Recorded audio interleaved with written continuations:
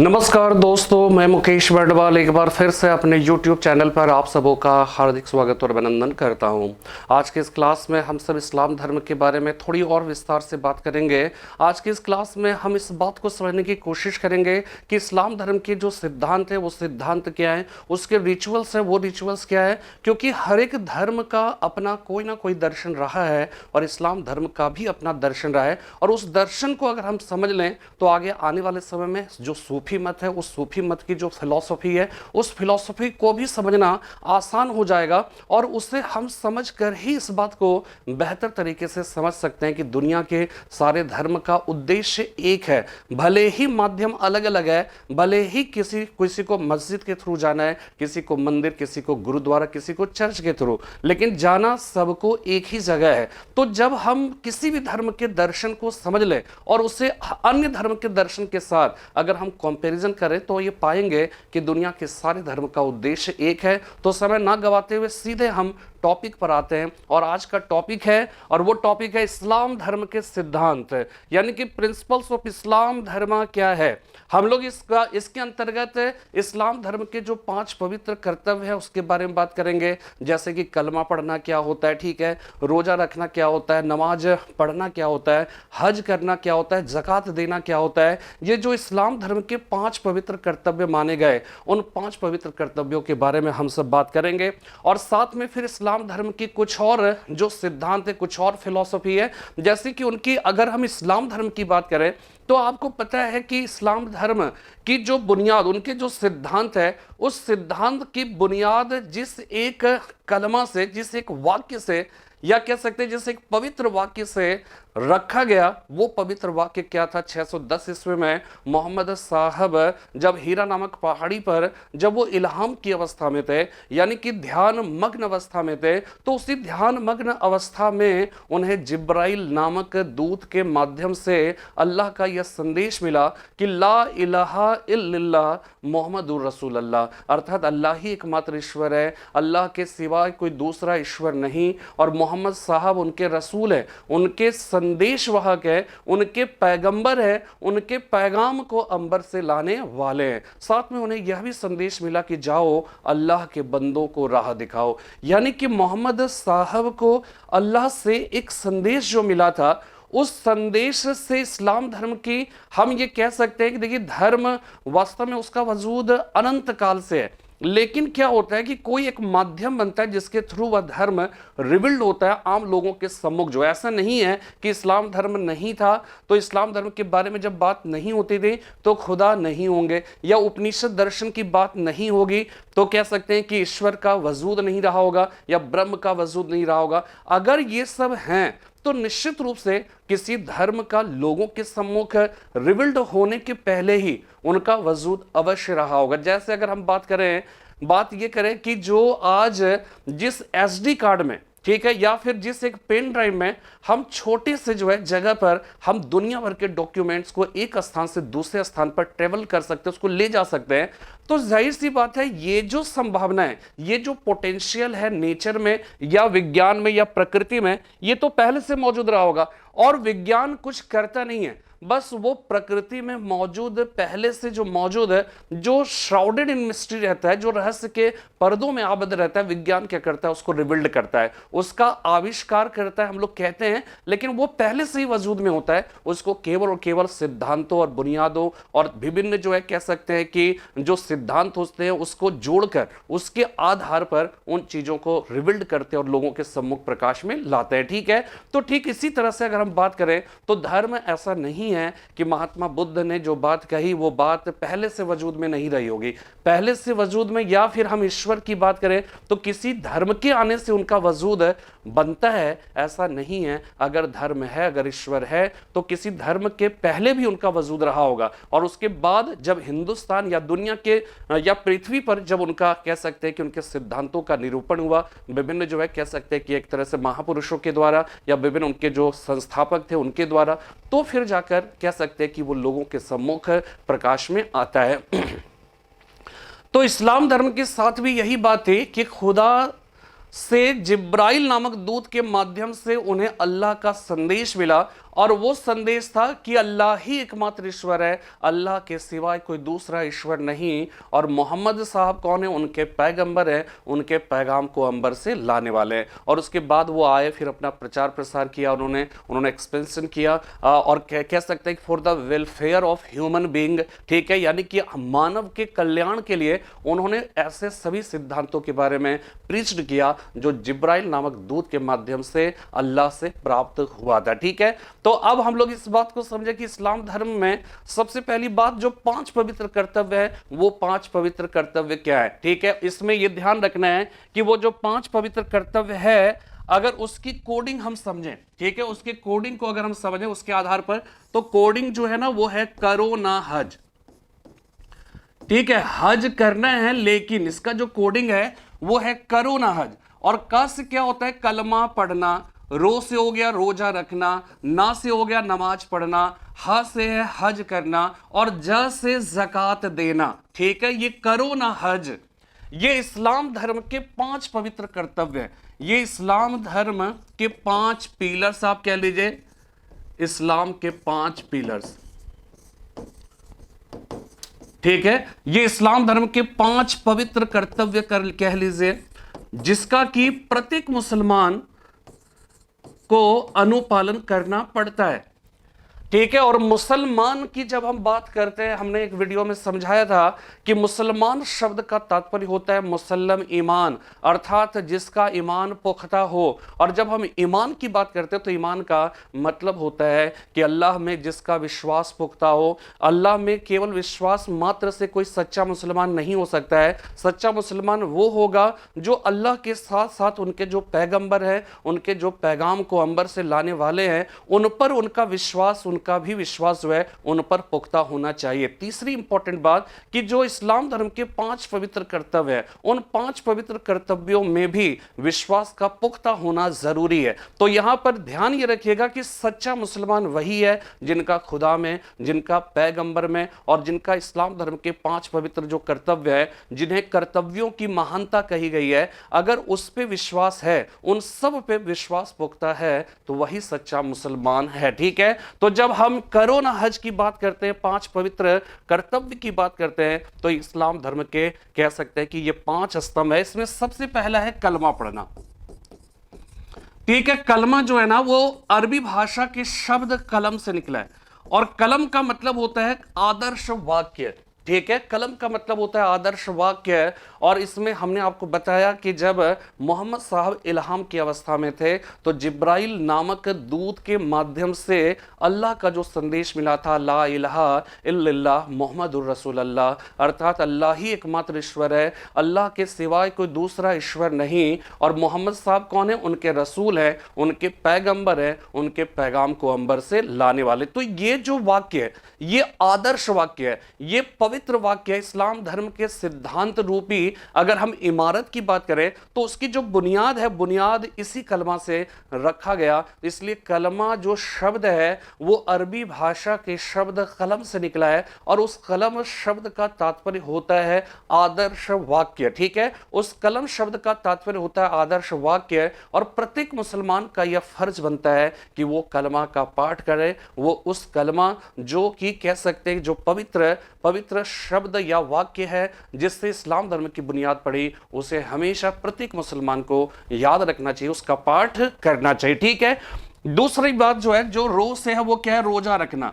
प्रत्येक मुसलमान का यह फर्ज बनता है कि वो क्या करे? रमजान के पाक और पवित्र माह में वो उस पूरे माह का रोजा रखे। देखिए, रोजा रखना या रमजान की बात हम करते हैं तो हमने इसके पहले के वीडियो में बताया था, इस्लाम धर्म में हिजरी संवत की अगर हम बात करें तो उसके हिसाब से भी महीनों की जो संख्या है वो 12 है। ठीक है, और उस 12 महीने में एक महीना जो है रमजान है। मुहर्रम जो है आप ये कह सकते हो कि वो इस्लाम धर्म या हिजरी संवत का पहला महीना है। ठीक है, पहला महीना है। रमजान भी उसके 12 महीनों में से एक महीना है और प्रत्येक मुसलमान का यह फर्ज बनता है कि वो रमजान के पाक और पवित्र माह में रोजा रखे। जितना हमने पढ़ा है उसके हिसाब से मैं आपको बताऊं तो रमजान के ही महीने में रोजा रखने का जो कह सकते हैं कि जो रवायत है, जो परंपरा है, उसका कारण यह है कि रमजान के ही पाक महीने में कुरान का इस धरती पर अवतरण हुआ था। ठीक है, कुरान का इस धरती पर अवतरण जिस पाक और पवित्र माह में हुआ था, वो पाक और पवित्र माह कौन सा है? रमजान। इसलिए प्रत्येक मुसलमान का ये फर्ज बनता है कि वो रमजान के पाक और पवित्र माह में वो एक माह का, पूरे माह का जो है वो क्या करे कि वो रोजा रखे। ठीक है, ये हो गया रोजा रखना, ये प्रत्येक मुसलमान का फर्ज बनता है। इसके बाद नमाज पढ़ना। ठीक है, नमाज पढ़ना ये प्रत्येक मुसलमान का ये फर्ज बनता है कि वो प्रतिदिन का 5 निर्धारित जो वक्त है, उस वक्त का उसे क्या है कि नमाज पढ़ना चाहिए, नमाज अता करना चाहिए। और कहा जाता है कि ये जो 5 वक्त का जो नमाज है, इसका जो है पर्पस क्या है कि एक दिन में 5 वक्त का नमाज पढ़ना, इसका पर्पस ये है कि हम संसार के जो कह सकते हैं कि एक इंसान होने के नाते जो हमारी जिम्मेदारियां हैं, उन जिम्मेदारियों के निर्वहन के क्रम में हमें अल्लाह से या ईश्वर से हमें बहुत लंबे वक्त तक अलग नहीं रखना चाहिए। इसलिए 5 जो कह सकते हैं कि पवित्र जो समय है, उस समय पर हमें क्या करना चाहिए कि अल्लाह को याद करना चाहिए, अपने खुदा के प्रति अपनी नमाज अदा करनी चाहिए। ये बात जो है इस्लाम धर्म के अंदर जो है वो अनिवार्य है। प्रत्येक मुसलमान का ये फर्ज बनता है कि वो प्रतिदिन 5 वक्त की नमाज जो है वो अदा करे। और साथ में उसमें यह भी कहा गया कि जो दोपहर का नमाज है, जो कि कह सकते हैं कि शुक्रवार के दिन की अगर हम बात करें तो शुक्रवार के दिन का जो दोपहर का नमाज है, ठीक है, नमाज जोहर कहा जाता है। ठीक है, उसमें क्या है कि उसे मस्जिदों में जाकर, जमात में जाकर पढ़ना चाहिए।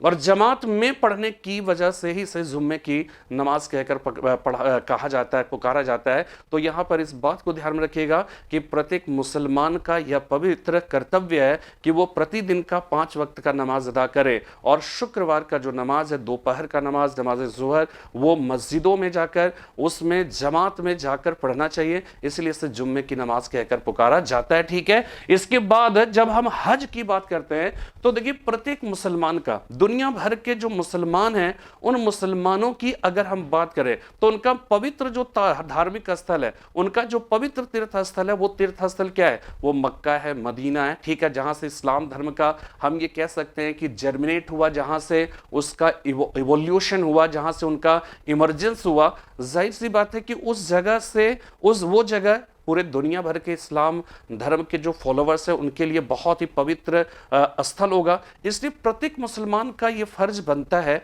कि वो अपने पूरी जिंदगी में कम से कम एक बार मक्का मदीना की जियारत करे। जियारत का मतलब होता है जिसे हम इस हिंदू धर्म के अंदर तीर्थ यात्रा कहते हैं, उससे इस्लाम धर्म में जियारत कहा जाता है। तो प्रत्येक मुसलमान का यह फर्ज बनता है कि वो क्या करे, अपने संपूर्ण जीवन काल में कम से कम, वो दुनिया में चाहे जहां रहे, लेकिन वो एक बार उनको मक्का और मदीना की जो पवित्र स्थल है, उस स्थल का जियारत जो है वो करना चाहिए। तो इसे ही हम हज करना कहते हैं। और ज़कात की अगर हम बात करें, 5वां जो कर्तव्य है वो क्या है? ज़कात। ठीक है, ये तो हज हो गया और ये है ज़कात। ठीक है, ज़कात देना प्रत्येक मुसलमान का ये फर्ज बनता है कि वो अपनी वार्षिक आय का एक न्यूनतम हिस्सा किसी ना किसी हेल्पलेस को जो है वो क्या करना चाहिए? दान करना चाहिए।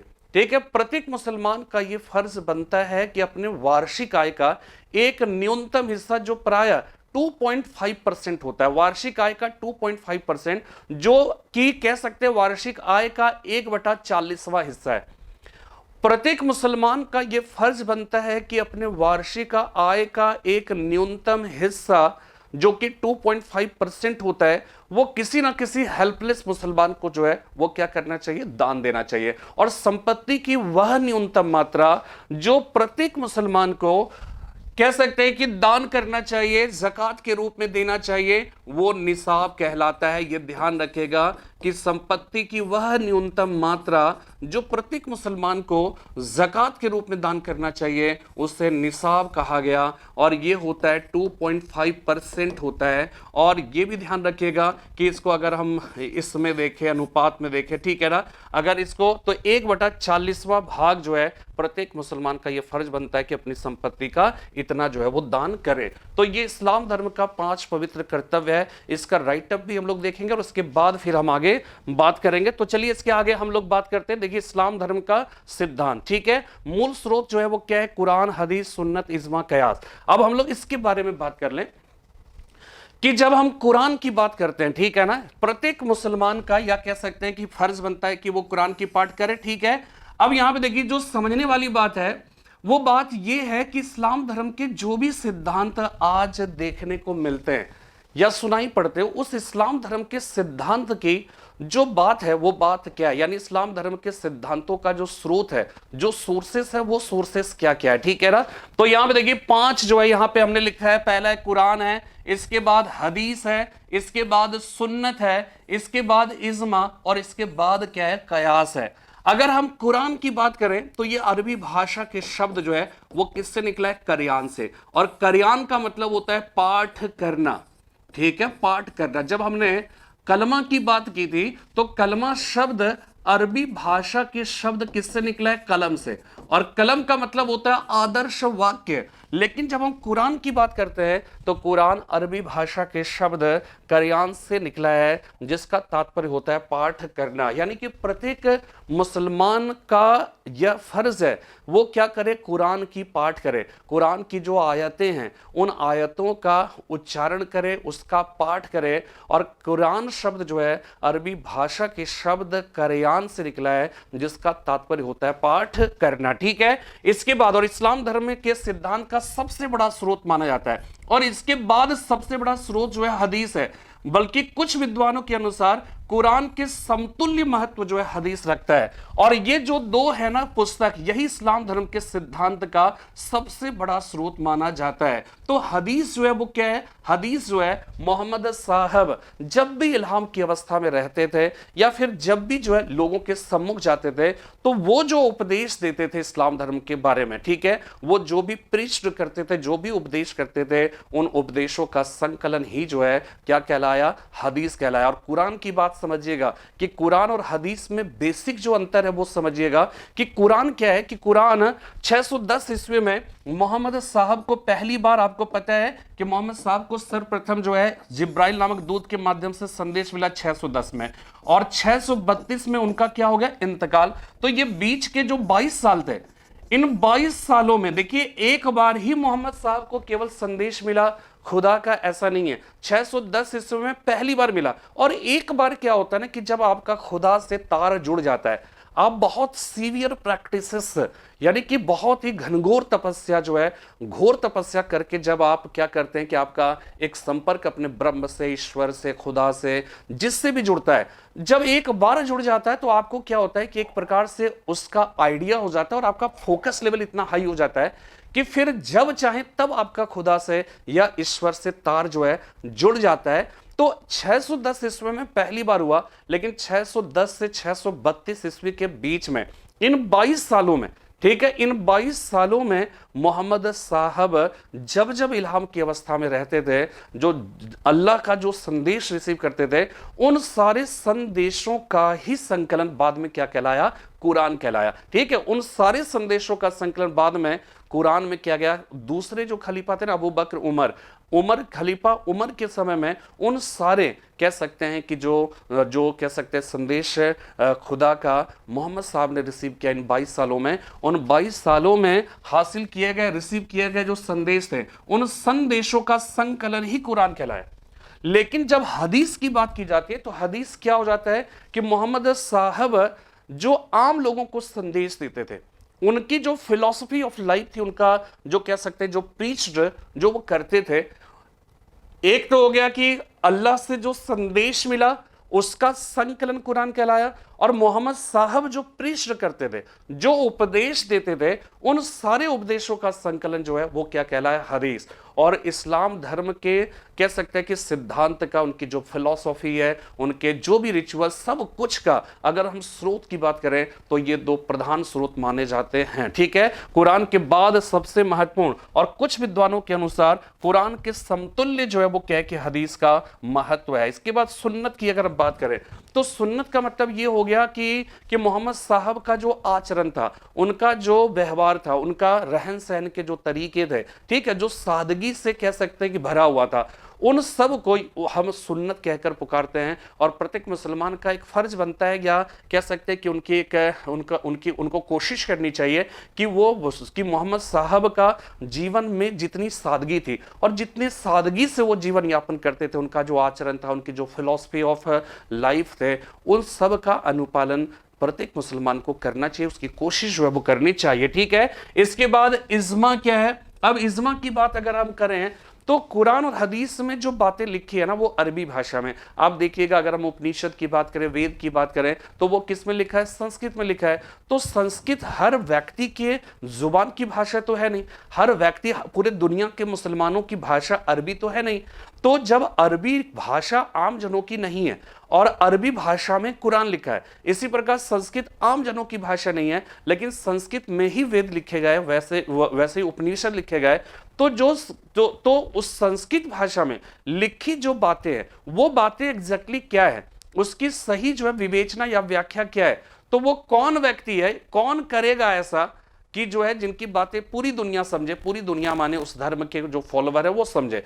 तो कहा जाता है कि मुस्लिम विधिविदों, यानी कि जो मुस्लिम विधि के जो जानकार है, मुस्लिम विधिविदों के द्वारा, यानी कि जो स्थापित मुस्लिम व्याख्याकार है, उनके विधि या इस्लाम के जानकार जो है, उनके द्वारा व्याख्यायित जो इस्लाम धर्म के सिद्धांत है, उसे ही इज्मा कहा गया। और कयास क्या होता है, जब इस्लाम धर्म के सिद्धांत को तर्क की कसौटी पर हम उसे प्रस्तुत करने की कोशिश करते हैं, तो इसे ही कयास कहकर पुकारा जाता है। तो ये कुरान हो गया, हदीस है, सुन्नत है, इज्मा है, कयास है, ये सब जो है वो क्या है कि इस्लाम धर्म के सिद्धांत या उनकी जो फिलॉसफी है, जो रिचुअल्स है, उन सब के जो है स्रोत माने जाते हैं। अब एक एक करके हम लोग इस बात को समझें कि अगर हम कुरान की बात करें तो कुरान क्या है। ठीक है, ये सब देखिएगा कि ये बहुत सारी चीजें हमारी पुस्तक में मिलेगी, और ये मैं लिख इसलिए भी दे रहा हूं, जिनको नोट्स बनाना है वो नोट्स बनाइए, है ना, नोट्स बनाइए, प्लस जो किताब हमने आपको भेजी है वो किताब को पढ़ने की एक आदत बनाइए। और मैंने इसको लिखा है ताकि आपके दिमाग में ये समझ में आ जाए कि हमें पढ़ना कैसे है। और जब आप यहां भी पढ़ लेते हो, लेक्चर्स भी सुन लेते हो, और किताब में यही बातें लिखी होती है, तो आप जब पढ़ते हो तो अपने आप, फिर यही तो साइंटिफिक तरीका है ना, इसमें बहुत ज्यादा दिमाग में बोझ डालने की जरूरत नहीं है। अगर इन प्रक्रियाओं का पालन किया जाए हर विषय के साथ, तो निश्चित रूप से मुझे लगता है कि किसी भी जो स्टूडेंट्स, जो एस्पायरेंट्स होते हैं आईएएस और पीसीएस या किसी भी कॉम्पिटिटिव एग्जाम्स के लिए, वो निश्चित रूप से उनके लिए उन सारे विषयों को ग्रास्प कर पाना, उसे गेट बाय हार्ट कर पाना, या फिर उसे आत्मसात कर पाना आसान हो जाता है, सरल हो जाता है। और इसीलिए हमने इन प्रक्रियाओं को अपनाया है। तो हम लोग सबसे पहले कुरान की बात करें, इस्लाम धर्म के मूल सिद्धांत, ठीक है, इस्लाम धर्म के मूल सिद्धांत कुरान और हदीस में मिलते हैं। ठीक है, कुरान और हदीस में मिलते हैं। मोहम्मद साहब को खुदा के जो भी संदेश प्राप्त हुए थे, ठीक है, मोहम्मद साहब को खुदा के जो भी संदेश प्राप्त हुए थे, उसी का संकलन कुरान कहलाया।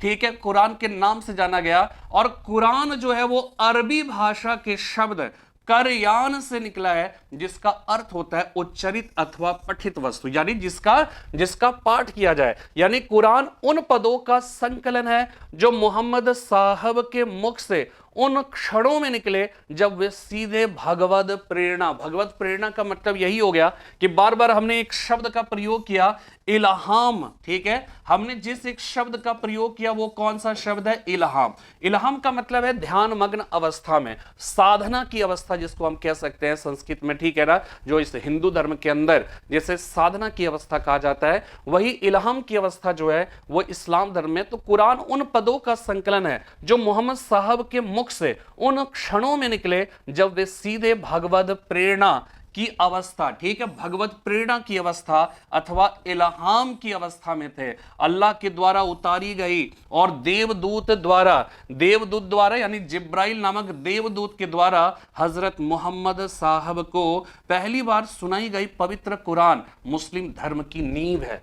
ठीक है, मुस्लिम धर्म की नींव है। जैसा कि हमने आपको बताया कि अगर इस्लाम धर्म के सिद्धांतों की अगर हम एक इमारत की कल्पना करें तो उसकी भी कोई ना कोई बुनियाद होगी। तो उस बुनियाद की अगर हम बात करें तो वो बुनियाद वही है जिसको हमने कलमा कहा था और जिसे हमने कहा था ला इलाहा इल्लल्लाह मोहम्मदुर रसूलुल्लाह। मैं कई बार इसलिए बोलता हूं कि आपके दिमाग में ये बात अपनी एक छाप छोड़ जाए और जब भी दोबारा इसके बाद देखिए बहुत सरल हो जाता है। जो किताबें हमने भेजी है, ठीक है, उसको बहुत आसान मत या बहुत हल्के में मत लीजिएगा, ठीक है। पूरा एक सार है उसमें हजारों पुस्तकों का कह सकते हैं पिछले 10-20 सालों के जो क्वेश्चंस है उन सारे क्वेश्चंस को रिसर्च करके लिखे गए और वो अपने आप में आपको बहुत ज्यादा किताबों में भटकने की जरूरत नहीं है, क्योंकि किताब में बहुत ज्यादा किताबें आप पढ़ोगे तो जाहिर सी बात आपका समय बेवजह खत्म होगा। और सबसे बड़ी बात कि बहुत सारी किताबों में कौन कौन सी बात हमें लेनी है ये आइडिया भी आपके पास नहीं है। तो वो जो है वो सारी चीजें जो हमने पढ़ी, जो कई पुस्तकों से संपर्क किया, प्लस जो है कह सकते हैं कि जो भी हमने कह सकते हैं 10-20 सालों में जो क्वेश्चंस देखे वो सब का हमने जो है ध्यान में रखते हुए उस पुस्तक को लिखा है। और वो आप पढ़ लीजिएगा, अपने आप में जो है वो क्या होगा कि मोटे तौर पर सारी चीजों को आप समझ लेंगे। ठीक है, अब देखिए दूसरा है हदीस। हदीस उस ग्रंथ को कहा गया जिसमें मोहम्मद साहब के द्वारा आम जनों को दिए जाने वाले उपदेशों का संकलन है। हमने क्या कहा इस बात को समझिए। मैंने ये कहा कि जब कह सकते हैं कि ध्यान मग्न अवस्था में है और जिब्राइल नामक दूत के माध्यम से अल्लाह का संदेश मिला, तो ये जो इन संदेशों का जो 610 से 632 ईस्वी के बीच में जो 22 साल का समय, इन 22 सालों में जो रिसीव किया उसी का संकलन क्या कहलाया? कुरान कहलाया। ठीक है ना। इसके बाद मोहम्मद साहब आम जनों को, ठीक है, आम जनों को जो उपदेश देते थे, इन समस्त उपदेशों का संकलन ही जो है वो क्या कहलाया? हदीस कहलाया। और ये कुरान और हदीस जो है ये मुस्लिम सिद्धांतों के दो प्रधान स्रोत, मुस्लिम सिद्धांत के दो प्रधान स्रोत माने जाते हैं। ठीक है, ये जो है वो क्या है कि इंपॉर्टेंट है, ये ध्यान रखिएगा।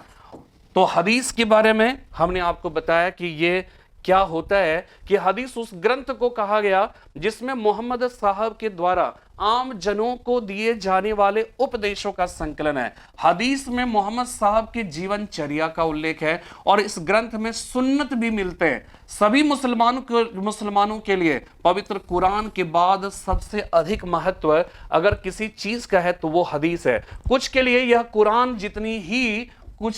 कुरान जितनी ही महत्व रखती है जिसके बिना कुरान को समझ पाना संभव नहीं है। यही सैद्धांतिक कुरान का व्यवहारिक विश्लेषण जैसा होता है। जस्ट लाइक आप इसको ऐसे समझिए कि जो वेद है ना, वेद जो है वो संस्कृत भाषा में लिखा गया। वो किस में लिखा गया? पद्य में लिखा गया। तो पद्य में और ऊपर से संस्कृत में लिखी हुई कोई बात हो तो ये बहुत आसानी से, सरलता से व्यक्ति जो है इसको समझ नहीं सकता है। तो उसमें हुआ क्या कि बाद में जाकर जो ब्राह्मण ग्रंथ लिखा गया तो उसी पद्यात्मक जो संस्कृत में रचित जो वेद थे उन्हीं पद्यात्मक वेदों का गद्यात्मक विश्लेषण ब्राह्मण ग्रंथ था। तो ब्राह्मण ग्रंथ एक प्रकार से जो क्लिष्ट भाषा में या क्लिष्ट शब्दों में या संस्कृत भाषा में जो पद्यों में लिखा गया था उसका गद्यात्मक विश्लेषण कर उसे अपेक्षाकृत सरल बनाने की कोशिश की गई। ठीक है, तो यहां पर जस्ट लाइक आप ये कह सकते हैं कि जो कुरान है उस कुरान का जो सिद्धांत है उसका व्यवहारिक जो विश्लेषण है वो व्यवहारिक विश्लेषण ही हदीस कहलाता है। और कुरान और हदीस इस्लाम धर्म के दो प्रधान ग्रंथ माने जाते हैं। ठीक है, इसके बाद देखिए नेक्स्ट है इज्मा। मुस्लिम विधिविदों के द्वारा व्याख्यायित मुस्लिम शरा को इज्मा कहा जाता है। ठीक है, मुस्लिम विधिविदों के द्वारा व्याख्यायित मुस्लिम शरा को इज्मा कहा जाता है। जब तर्क की कसौटी पर मुस्लिम शरा को कसा जाता है तो इसे ही कयास कहकर पुकारा जाता है। ठीक है, ये बातें हमने आपको बता दी। ठीक है, अब यहां पे देखिए इस्लाम धर्म के जो 5 स्तंभ है जिसके बारे में अभी हमने आपको बताया, अब इसको एक बार देख लेते हैं। इस्लाम धर्म के अंतर्गत प्रत्येक मुसलमान के लिए 5 पवित्र कर्तव्य निर्धारित किए गए और वो क्या है? कोडिंग हमने बताया, करो ना हज। ये सब याद रखिएगा, ठीक है ना। हज करना है लेकिन कोडिंग है करो ना हज। का से कलमा पढ़ना हो गया, रो से रोजा रखना हो गया, ना से नमाज पढ़ना, हा से हज करना और ज से ज़कात देना। ये जो 5 पवित्र कर्तव्य है, प्रत्येक मुसलमान का ये फर्ज बनता है कि इन 5 पवित्र कर्तव्यों का अनुपालन करें। अगर इसको तस्वीरों में देखना है तो ये कलमा लिखा है, ठीक है, कलमा पढ़ना। इसके बाद देखिए रोजा रखने की बात है, खजूर खाकर जो है वो रोजा को तोड़ रहे हैं, ठीक है। इसके बाद नमाज पढ़ने की बात है, ठीक है, हज करना, ये मक्का का जो है वो पवित्र दरगाह है, ठीक है। इसके बाद ज़कात देना।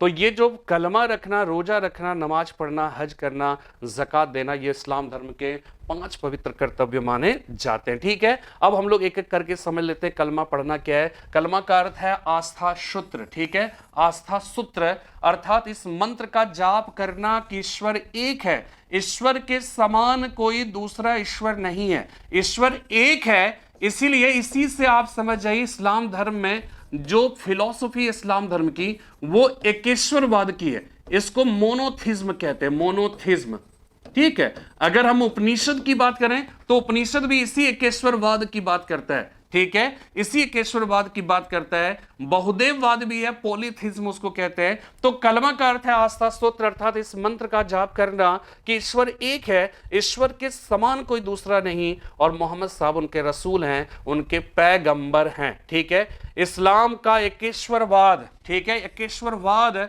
या तौहीद, जैसे अकबर ने तौहीद इलाही की बात की थी ना, तो या उस तौहीद का मतलब होता है एकेश्वरवाद। तो एकेश्वरवाद या तौहीद इसी मंत्र पर आधारित है। कलमा को कलमा ए शहादत भी कहा जाता है। शहादत से तात्पर्य एक अल्लाह की गवाही देना, उसके रसूल पर यकीन रखना, इसलिए इसे कलमा ए शहादत कहकर पुकारा जाता है। तो कलमा जो है वो अरबी भाषा के शब्द कलम से निकला है और कलम का मतलब होता है आदर्श वाक्य, ठीक है, इसका मतलब होता है आदर्श वाक्य और प्रत्येक मुसलमान का ये फर्ज है कि वो कलमा का पाठ करे, ठीक है।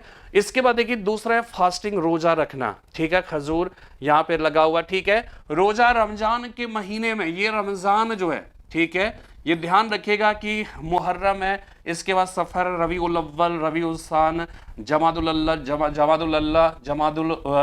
ये सानी है, इसके बाद रज्जब है, शाबान है, रमजान। तो ये जो है देखिएगा शायद वो 7वां महीना है और रमजान के महीने में रखा जाता है क्योंकि ऐसी मान्यता है कि कुरान इसी महीने धरती पर अवतरित हुआ। इस माह सूरज के निकलने से पहले से लेकर सूरज के डूबने तक बगैर खाए पिए रहकर अल्लाह की इबादत करने का नाम ही रोजा है। सुबह सादिक यानी सूरज निकलने से पहले खाना खाने को सहरी कहा जाता है, ठीक है, अक्सर हम लोग सुनते रहते हैं, ठीक है, कि सुबह सादिक यानी सूरज निकलने से पहले खाना खाने को सहरी कहा जाता है। रोजा रखने का मतलब है कि केवल स्वयं को भूखा रखना नहीं है, अपितु ये एक जरिया है जिससे भूखे के दर्द को समझा जा सके। आप सोचिए कि ये इस्लाम धर्म का कितना साइंटिफिक इसकी फिलॉसफी है कि हम जो है या वहां पर जो है रोजा रखने का जो मकसद है वो मकसद ये है कि सुबह सूरज उगने के पहले आप जो है सहरी कर लेते, ठीक है, और उगने के बाद तक, डूबने के बाद तक आप क्या करते हैं कि आप जो बिना अन्न और जल ग्रहण किए अपने आप को एक प्रकार से क्या करते हैं, शरीर को कष्ट देते हैं और शरीर को कष्ट देकर उसका मकसद क्या है कि आप ये महसूस करिए कि कोई जो व्यक्ति भूखा है वो भूखा जब होगा तो उससे कितनी तकलीफें होती है, उन तकलीफों को महसूस करिए। और ये इतना मतलब जो अगर आप इस तरह से कहते हैं ना कि जब हम क्या करते हैं कि एक सहानुभूति होती है जिसको हम सिंपैथी कहते हैं, एक होता है एम्पैथी होता है जिसको समानुभूति कहा जाता है। तो सहानुभूति क्या होता है कि जस्ट लाइक हम क्या है कि किसी के यहाँ किसी की डेथ हो गई, गए हमने सांत्वना, हमने कंसोल करने के लिए गए, एक औपचारिकता निभा दी, तो वहां पर क्या है कि उसके दर्द को हम उतना महसूस नहीं कर पाएंगे। लेकिन क्या होता है एम्पैथी, क्या होता है एम्पैथी, ये होता है कि जब उनके साथ किसी के साथ कोई दुखद घटना घटित हुई तो उस जगह पर खुद को रखकर महसूस करना कि उसको कितना तकलीफ हो रहा होगा। तो जस्ट लाइक वही चीज है कि जब हम रोजा रखने की बात करते हैं तो इसका मतलब ये हो जाता है, देखिए मैं जो सिविल सर्विसेज का एक बुनियादी जो सिद्धांत है वो ये है कि हर प्रत्येक जो सिविल सेवक है उन सिविल सेवकों को एम्पैथी रखना चाहिए, समानुभूति। सिंपैथी तो जरूरी है, लेकिन सिंपैथी से भी एक कदम आगे है, वो है एम्पैथी। दूसरों के दर्द को ही कह सकते हैं कि जाके कह सकते हैं सहानुभूति दर्शाना नहीं, बल्कि उसकी जगह पे खुद को रखकर महसूस करना कि उसको कितना तकलीफ हो रहा होगा। जब आप ऐसा महसूस करेंगे तो आप क्या हो जाएंगे, आप कुछ ना कुछ उसके लिए करने के लिए तत्पर रहेंगे, एकदम परेशान रहेंगे।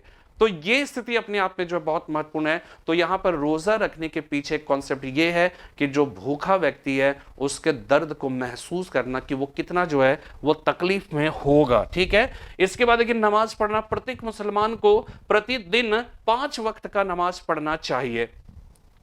5 वक्त के नमाज को क्रमशः पुकारा जाता है, नमाज फज्र, नमाज जोहर, नमाज अस्र, नमाज मगरिब, नमाज ईशा। ठीक है, नमाज को सलाह भी कहते हैं, सलाह भी कहते हैं। ये 5 वक्त के नमाज मक्का की ओर मुख करके, यानी कि जो भी व्यक्ति जहां हो दुनिया में, ठीक है, अगर वो अमेरिका में है तो वो पूर्व की ओर जो है, चूंकि मक्का मदीना पड़ेगा तो उसे पूर्व की ओर नमाज मुख करके नमाज पढ़ना पड़ेगा। अगर भारत की बात करें तो भारत शायद वो नॉर्थ वेस्ट का इलाका है, उस नॉर्थ वेस्ट के इलाके की तरफ जो है मुख करके जो है नमाज पढ़ना पड़ेगा। तो नमाज जो है वो कहीं पर भी रही है, बस ये देख लीजिए कि वहां से किस दिशा में मक्का मदीना का क्षेत्र पड़ता है और उस दिशा में मुख करके नमाज पढ़ना चाहिए, मक्का की ओर मुख करके पढ़ा जाना चाहिए। शुक्रवार को दोपहर का नमाज यानी नमाज जोहर सार्वजनिक रूप से किसी मस्जिद में जाकर पढ़ना चाहिए।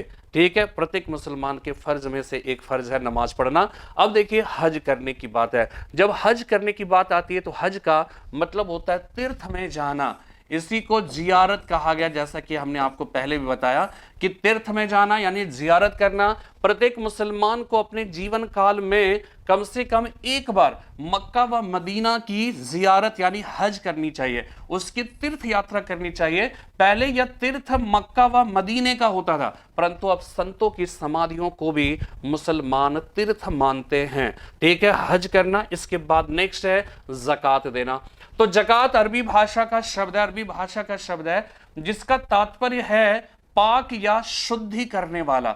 शरीयत में ज़कात उस माल को कहते हैं जिसे इंसान अल्लाह के दिए हुए माल में से उसके हकदारों के लिए, यानी इसका मतलब ये हो जाता है कि दुनिया के सारे धर्म है ना, उन सारे धर्मों में आप ये कहते हो कि जस्ट लाइक क्या है कि आप ये कहते हैं कि जो भी कुछ हमारे पास है वास्तव में ये भगवान की कृपा है। हम लोग एक बोलचाल की भाषा में कहते हैं कि भगवान की कृपा है। कुछ लोग के जो मुसलमान होंगे वो कहेंगे अल्लाह का दिया हुआ है। तो जब हम इस तरह से एक आस्तिक प्रवृत्ति के अगर हम होते हैं तो हमारे पास जो कुछ भी होता है हम कभी भी जो है कह सकते हैं ना, यहां देखिए खुद ही को वास्तव में मिटाना पड़ता है। अगर आप ईश्वर को प्राप्त करना चाहते हैं, कोई भी चीज अगर आप हासिल करना चाहते हैं, तो मैं का जो ये अहम है, जो खुद ही का ये अहम है, इसको आपको मिटाना पड़ेगा। और जब तक ये नहीं मिटाएंगे उस जो सर्वोच्च जो सत्ता है उस सत्ता की दीदार आप नहीं कर सकते, उनसे एकाकार नहीं हो सकता है।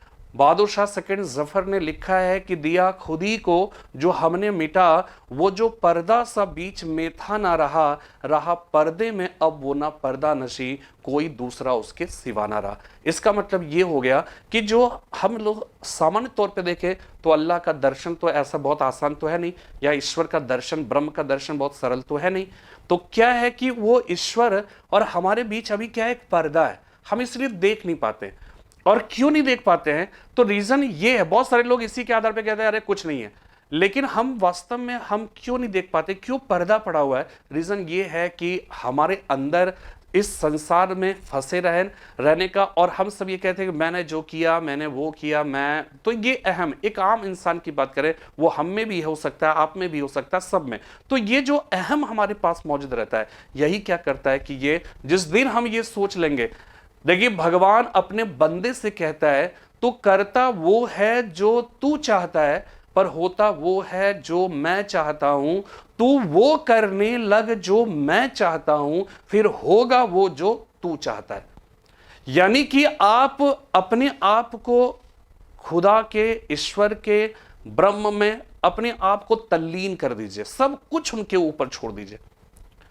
तो फिर क्या होता है कि आपके समर्पण, डेडिकेशन, जो डिवोशन है, उसको देखकर कहते हैं ना, ईश्वर मेहर व दया फरमाकर वो खुद ब खुद आपको जो है वो क्या है कि एक प्रकार से आपकी सारी कष्ट को दूर कर देंगे, आपके सारे दुख को जो है वो हर लेंगे।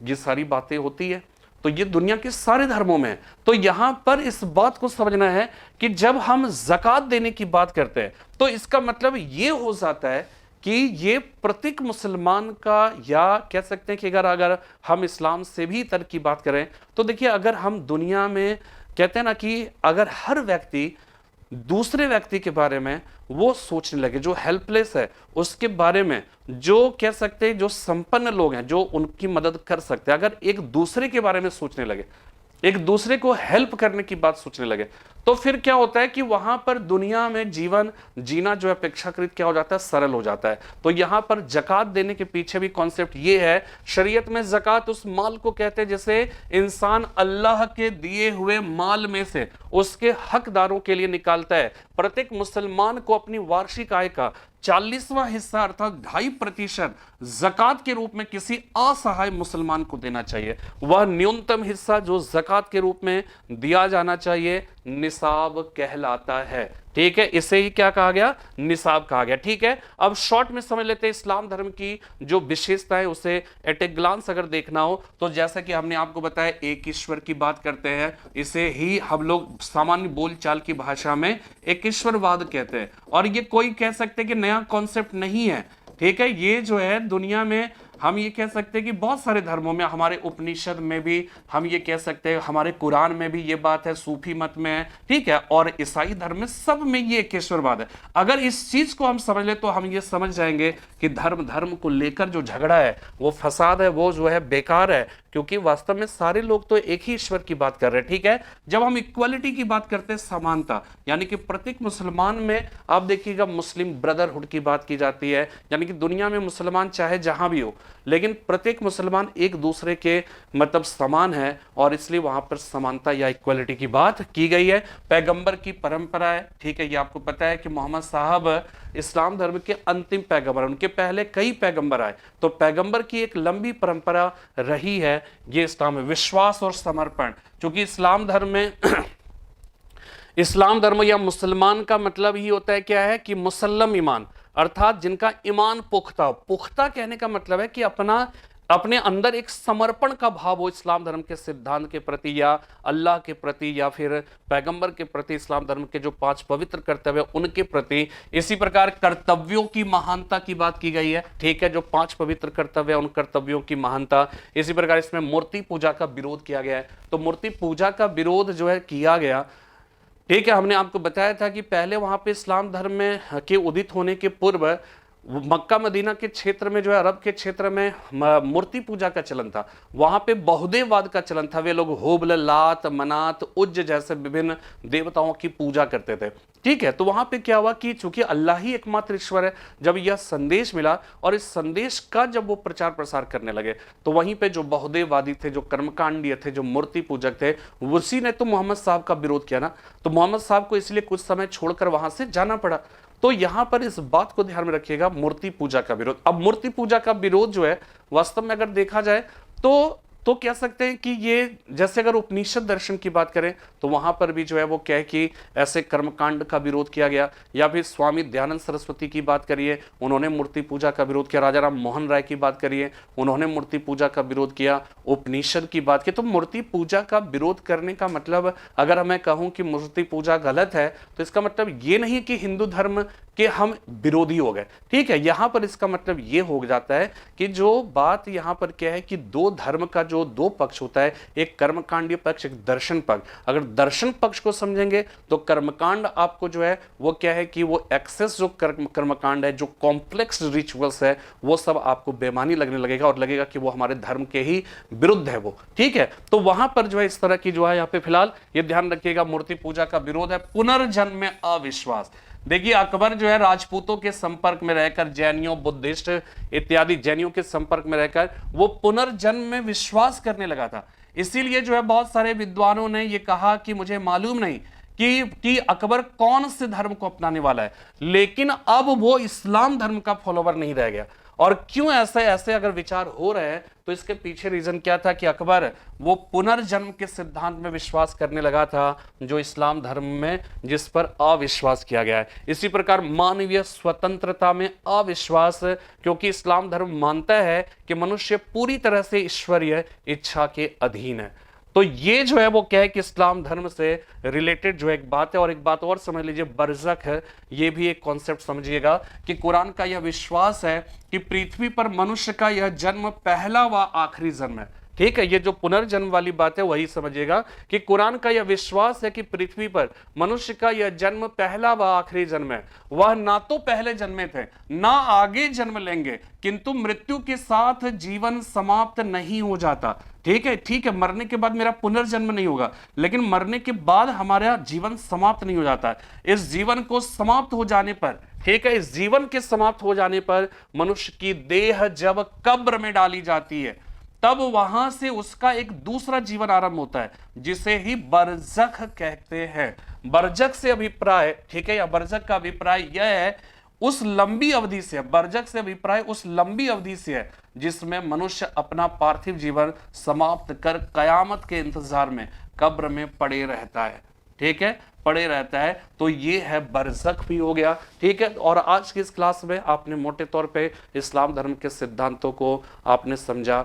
नेक्स्ट क्लास में हम लोग बात करेंगे कि जो शिया और सुन्नी का जो विवाद है वो विवाद क्या है, और साथ में हम सब इस बात को भी समझेंगे कि इस्लाम धर्म में जो खलीफा की गतिविधियों को के जो केंद्र रहे, कभी मदीना, फिर कभी दमिश्क, कभी बगदाद, फिर बगदाद के बाद मिस्र, मिस्र के बाद तुर्की। तो ये जो केंद्र रहा है 632 से लेकर 1924 तक, अगर हम इसको समझ लें तो हम बहुत हद तक इस बात को बेहतर तरीके से बता सकते हैं कि जब इल्तुतमिश के समय में जब कह सकते हैं कि आक्रमण हुआ मंगोलों का, तो उस समय खलीफा कौन था, ठीक है, या अकबर के समय में कौन था, या फिर हम ये कह सकते हैं मोहम्मद बिन तुगलक के समय में कौन था, बलबन के समय में खलीफा की गतिविधियों का केंद्र क्या था। जब असहयोग आंदोलन हो रहा था तो हम असहयोग आंदोलन के साथ खिलाफत आंदोलन की भी बात करते हैं, तो उस समय खलीफा की गतिविधियों का केंद्र क्या था, और कब फाइनली खलीफा की जो इतिहास है वो इतिहास कब कंप्लीट हो जाता है, खत्म हो जाता है, उसके बारे में ये सारी बातें करेंगे नेक्स्ट क्लास में। तो फिलहाल आज इतना ही, फिर कल मिलते हैं इसी विषय के साथ। तब तक के लिए जय हिंद, जय भारत।